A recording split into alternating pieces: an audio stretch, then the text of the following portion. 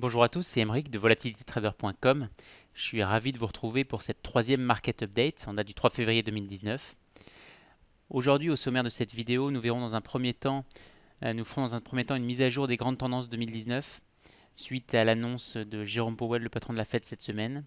Et en deuxième partie, nous ferons un tour d'horizon sur les marchés actions américains et sur les marchés de volatilité. Allez, c'est parti. Et donc on démarre tout de suite par une mise à jour des perspectives du marché 2019. Donc il y a quelques semaines, j'avais rédigé sur mon blog une étude assez longue sur quelles étaient les grandes perspectives auxquelles on pouvait s'attendre pour l'année 2019 sur différentes classes d'actifs.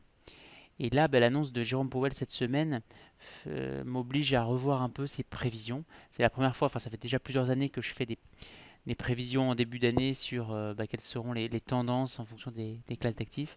Et c'est la première fois que je suis obligé de revoir ça en cours d'année, tout simplement parce que là, l'annonce de Jérôme Powell, elle a des impacts assez forts sur l'ensemble des classes d'actifs. Alors, qu'est-ce que c'est que cette annonce? C'est assez simple, c'est qu'en fait dans le communiqué de la Fed cette semaine, euh, la Fed a abandonné la phrase sur les hausses graduelles de taux qui figurait encore dans ses précédents communiqués. Elle a même rajouté le mot symmetric inflation, ce qui signifie également que elle va se laisser de la marge de manœuvre par rapport à son objectif absolu de hausse d'inflation d'à peu près 2%. Et donc potentiellement pouvoir dépasser ce seuil-là. Et par ailleurs, elle a donné des indications sur le fait qu'elle allait être patiente et qu'elle allait regarder en détail les différentes statistiques avant de prendre des décisions à la hausse ou à la baisse des taux.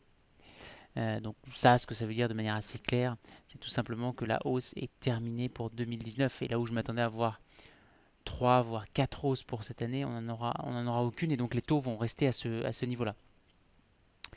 Un autre terme que Jérôme Powell a utilisé pendant sa conférence, c'est le mot ample pour désigner la taille du bilan de la Fed. Euh, donc ça, plutôt que de baisser drastiquement, je pensais que le bilan de la Fed allait baisser drastiquement pour passer de 4 billions et demi à 2,5. Or, ce à quoi on peut s'attendre, c'est un bilan de la Fed qui baisse plus lentement que prévu et donc qui se stabilise autour de 3,5 billions, c'est-à-dire 3500 milliards de dollars. Donc la fin de la hausse de taux, euh, on peut, on peut s'attendre également à des inquiétudes concernant la croissance mondiale dans d'autres géographies. Donc s'il doit se passer quelque chose, moi je pense que le prochain mouvement de la Fed, ça va être plutôt, on va plutôt aller vers une baisse des taux. Euh, alors il faut s'attendre à rien, je pense, pour 2019, hein. Ça sera au-delà, ce sera en 2020. Euh, et puis d'autant plus que je pense que l'inflation continuera d'être assez forte. Et donc il faudra attendre un certain temps avant que la Fed se décide à baisser les taux. Donc si on regarde les différents indicateurs que j'ai mis dans cette slide, donc le premier sur les hausses de taux, et bien effectivement, on passe de 4, mon objectif 2019, à 0. Et donc effectivement, ça a un impact très fort. Bon, les taux de la Fed, effectivement, on reste à 2,5% pour les taux directeurs. L'autre impact que ça va avoir, c'est sur le dollar américain. On peut s'attendre avec des taux directeurs plus faibles et un bilan de la Fed plus important que ce qui était anticipé. On peut s'attendre à un dollar américain, un dollar US qui va être matériellement plus faible par rapport aux autres monnaies, notamment par rapport à l'euro, par rapport au yen également. Et donc on peut s'attendre à une baisse. Là où je voyais l'indice DXY à environ 102, je pense qu'on peut estimer qu'on sera en fin d'année aux alentours de 95. Alors je pense qu'il va osciller entre 90 et 100 durant toute l'année. Ensuite sur l'or, l'or là où je pensais justement qu'on allait avoir une baisse, là tout simplement j'estime un objectif de 1500 dollars l'once d'or. Alors pourquoi? C'est très simple. L'or, il évolue en fonction de la taille du bilan de la Fed. Et on se souvient qu'en 2011, lorsque le bilan de la Fed il était aux alentours de 4,5 billions, on avait l'or qui tradait aux alentours de 2000 dollars l'once. En 2015, quand le bilan a été réduit, enfin quand on s'attendait à ce qu'il soit réduit à 2,5 billions, on est passé à 1000 dollars l'once d'or. Et donc, tout simplement, si cette année on est à 3,5 billions, je pense que l'or du coup va évoluer entre ces deux ranges, donc entre 1000 et 2000 dollars. Et donc c'est pour ça que j'ai indiqué un objectif de 2500 dollars, même si dernièrement, notamment dans ces derniers jours, on a vu l'or flamber. Et donc on est repassé rapidement au-dessus des 1300 dollars. Donc je pense que 1300 va rester un seuil pendant quelques temps, mais je ne le vois pas aller tout de suite à 1500. Je pense qu'on va venir retester un peu le support à 1300 avant de repartir à la hausse vers 1500. Mais en tous les cas, si vous devez retenir une chose, c'est que l'or est une fonction directe de la taille du bilan de la Fed. Il y a une corrélation extrêmement, extrêmement forte. Ensuite, la croissance du PIB. Je m'attendais à une croissance US assez forte en 2019, aux alentours de 4,5%. Et je l'ai révisé à la baisse à 3,2. Le passage de 4,5 à 3,2, c'est un impact de 200 billions. Alors où est-ce que je les prends ces 200 billions d'impact? D'une part, effectivement, s'il n'y a pas de hausse des taux, l'épargnant américain va être moins tenté de placer son épargne avec un rendement important. C'est-à-dire qu'il va plutôt allouer différemment. Et du coup, pour lui, c'est du gain sécurisé inférieur, puisqu'il ne va pas être capable de placer son épargne à un taux sans risque intéressant, là où je voyais un taux de 3,5, on sera plutôt à 2,5 sur l'année, et donc, enfin sur le taux sans risque, et donc pour ça, c'est de la perte de pouvoir d'achat, puisque c'est des gains qu'il aurait pu faire, que l'épargnant américain aurait pu faire sur du placement sans risque. Deuxième impact, on va avoir un dollar plus faible, et donc ça va booster les prix de l'énergie qui vont repartir à la hausse, et donc ça va être un impact direct sur le pouvoir d'achat des consommateurs américains. Et donc, je l'estimais, alors c'est à la grosse, hein, mais j'ai estimé à peu près à 100 milliards l'impact sur le pouvoir d'achat des Américains, auquel on ajoute effectivement le pouvoir d'achat, la perte d'opportunité liée au fait que les placements seront, l'épargne sera moins bien rémunérée. Et donc, je me retrouve avec une baisse de 200 milliards par rapport à l'objectif de croissance du PIB que j'avais fixé à 800 milliards dans mon article. Et donc 600 milliards, pardon, 600 billions au lieu de 800 billions, et donc effectivement une croissance du PIB plutôt aux alentours de 3,2%, ce qui est déjà extrêmement, extrêmement fort lorsqu'on le compare à nos taux de croissance des PIB en Europe. Enfin, sur le S&P 500, le S&P 500, là où je le voyais plutôt à 2400, 2450 en fin d'année, je révise à la baisse à 2300. Pourquoi? Effectivement, d'une part, les 200 billions dans la perte du PIB sont généralement équivalents à peu près à 100 billions de pertes de chiffre d'affaires pour les entreprises du S&P 500, et à 10 billions de pertes des profits, donc des bénéfices de l'entreprise. Et ça représente à peu près 1% de pertes sur les profits estimés. Euh, donc là où on était plutôt en perspective de profit, de earning per share sur l'année à 140 dollars, 1% de moins, on est à 138,5. Et puisqu'on aura donc un taux de croissance des profits plus faible et une inflation que j'attends plus élevée, ou en tous les cas un niveau assez important, on aura un multiple inférieur. Et j'estime que cette année, le multiple de bénéfice sera aux alentours de 16,5. Donc on passera de 17,5 à 16,5, et donc 16,5 multiplié par les profits que j'attends à 138,5, ça me donne à peu près un objectif de 2300 pour le S&P 500. Enfin, pour mes prévisions en termes de volatilité, je les attends, je les ai laissées inchangées dans la mesure où effectivement, je pense toujours que cette année, le positionnement sur la volatilité il va plutôt être à l'achat, et donc un positionnement à l'achat sur le VXX. Voilà pour les marchés. Donc j'ai parlé effectivement de l'objectif de cours à 2300 sur le S&P 500, et donc je l'ai affecté ensuite sur les différents sous-segments du S&P 500, technologie, financier, santé, etc.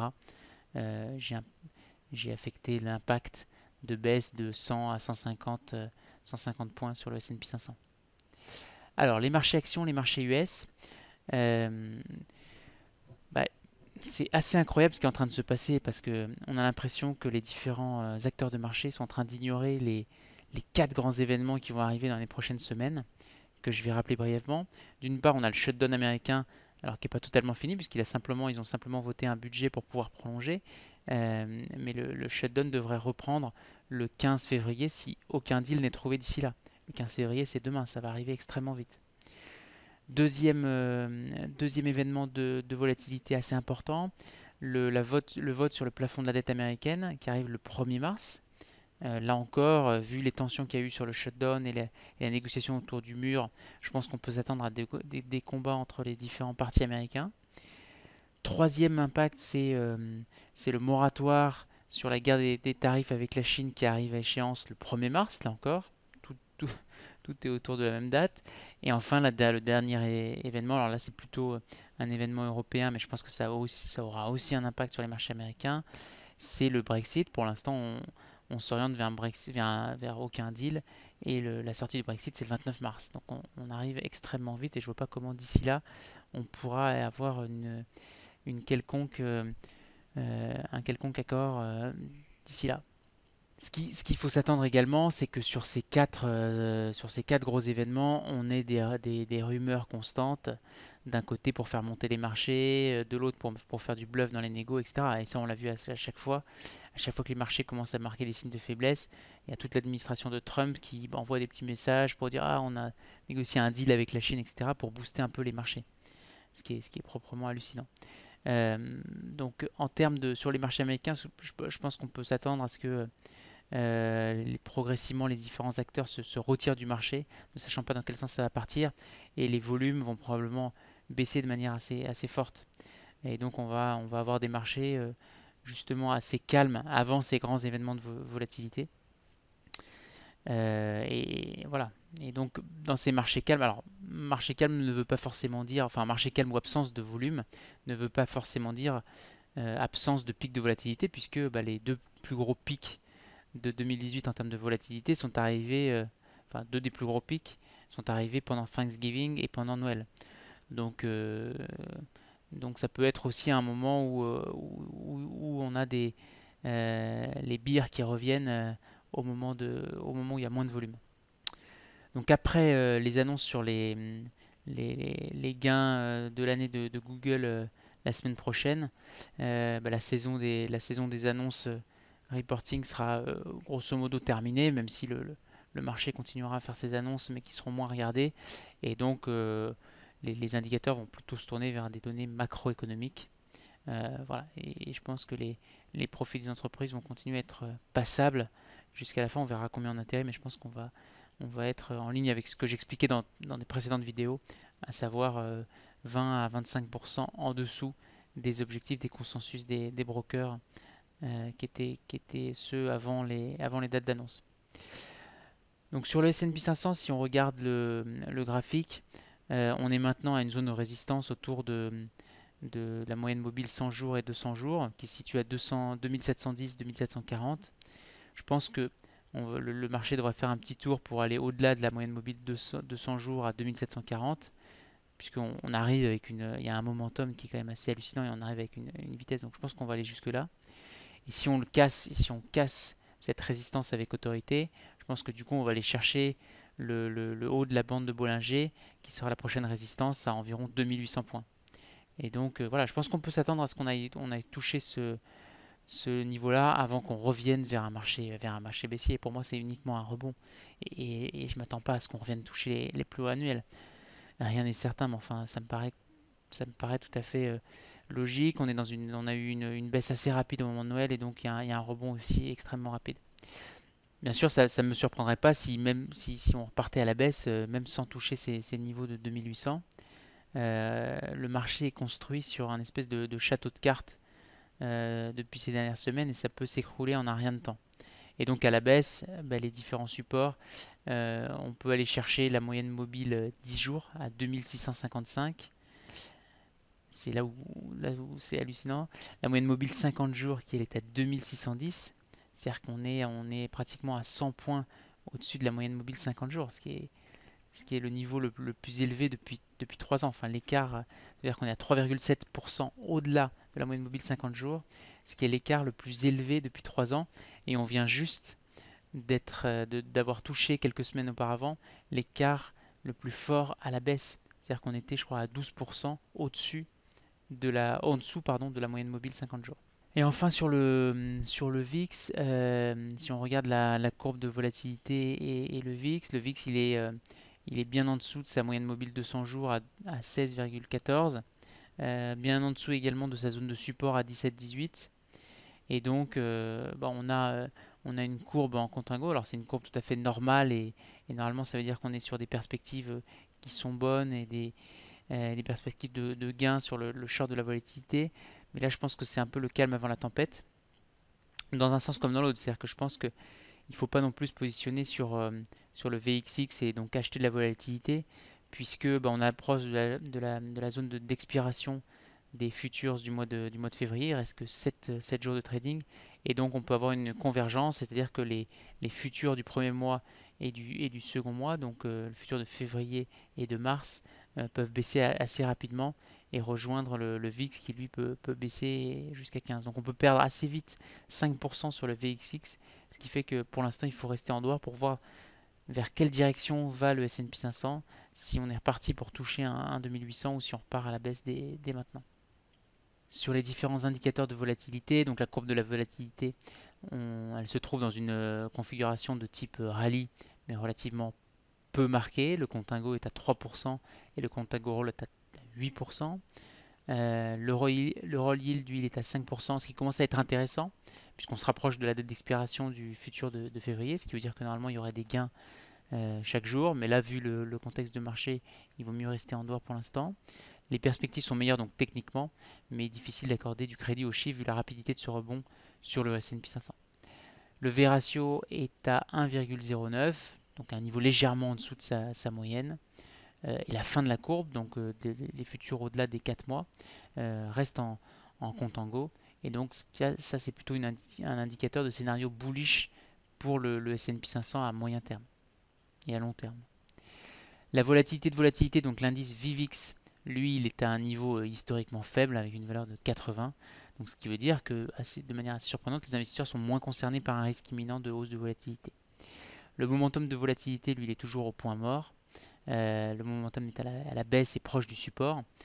Le manque de momentum sur le VIX est généralement bon pour shorter la volatilité. Mais donc ici, comme je l'ai indiqué plusieurs fois, il faut rester assez prudent. Quant à la volatilité historique, elle est quasiment au niveau de la volatilité attendue, donc du niveau de l'index VIX, et donc légèrement au-dessus de la volatilité. Enfin, sur la volatilité historique à 5 jours, on est à 15, et le VIX est à 16,14, donc il est légèrement au-dessus de la volatilité historique. Là, c'est une configuration tout à fait standard. Et enfin, sur le risque de retour à la moyenne, avec un VIX à 16,14 qui est en dessous de la moyenne long terme de 19,50, il n'est pas significativement en dessous et donc il n'y a pas de pression particulière sur ce plan-là, ni dans un sens ni dans l'autre. Voilà, donc une semaine importante s'annonce. Je pense qu'on va rester encore dans des... Enfin, il va falloir voir justement si les volumes commencent à s'assécher ou pas, avant de voir dans quel sens on part. Je pense qu'on va avoir quand même moins de volatilité que ces dernières semaines. On va être un peu dans une phase d'attentiste, mais avec des gros événements qui arrivent, donc mi-février et puis début mars, sur lesquels il va falloir rester attentif aux rumeurs, aux annonces, etc. Avant de trouver vraiment dans quel sens on va partir et dans quel sens se positionner, notamment sur le VXX, est-ce que c'est long ou short. Voilà, je vous remercie d'avoir suivi cette vidéo. N'hésitez pas à me laisser vos commentaires et je vous dis à la semaine prochaine. Merci, au revoir.